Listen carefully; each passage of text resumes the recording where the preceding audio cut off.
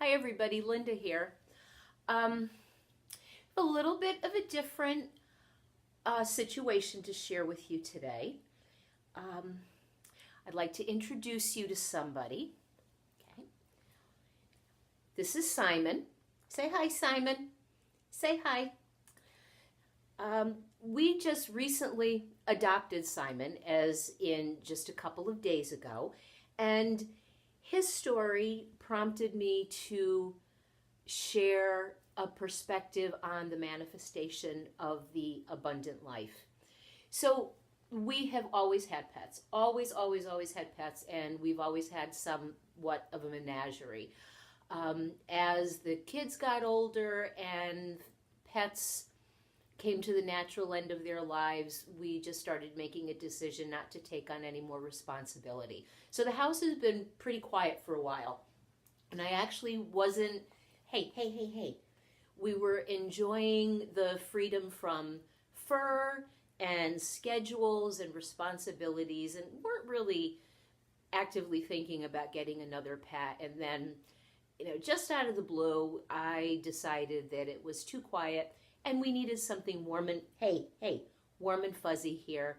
And we've had rabbits, so I decided that I would look for a bunny. And I specifically set out looking for a bunny very similar to Simon because this is just the sweetest breed.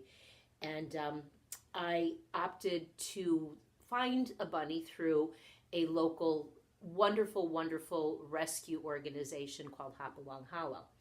So when I went out to the website, out of, oh goodness, there were over 50 bunnies, and I was scrolling through, and this little guy was there, and I said, oh, I just have to meet him. So just to share where he came from, this little guy, he's easily 6 months old. We are not sure 6 years old. We're not sure exactly how old he is, but his veterinarian examination puts him at about 6. So he's definitely entering his senior years as a bunny is concerned. Further to that, the poor little guy has been in the rescue, a wonderful rescue, as I said, but he's been there for about 6 months after having been found in Central Park. So imagine what that must be like for a bunny, because Central Park in the middle of New York City can be intimidating for adults on some days.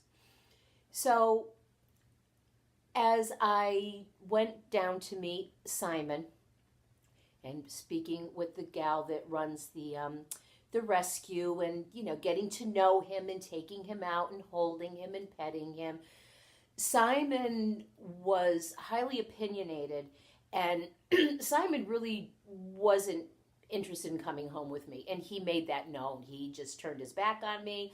He moved to the back of the cage. He shook his head a couple of times. I tried to hold him and he struggled, and he said that was his way of saying, thank you very much, but I have it very nicely here and I'm not interested in leaving.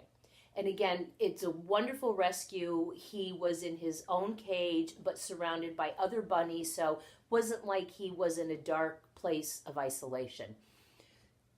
So needless to say, my decision overrode Simon's, and he came home, and he's settling in quite nicely. He's getting to know the house, he's getting to know the family, and by the way, I'm having a wonderful time with this name because now, if anyone gives me any flack, I just said, Simon says hug your mother. Simon says don't be cranky. So his name is actually a lot of fun. But back to my story. So as Simon was getting acclimated, it occurred to me that Simon is a wonderful, furry, four-footed teaching on manifesting the abundant life, irrespective of where we are in our personal life cycle or stage, age, whatever you want to call it.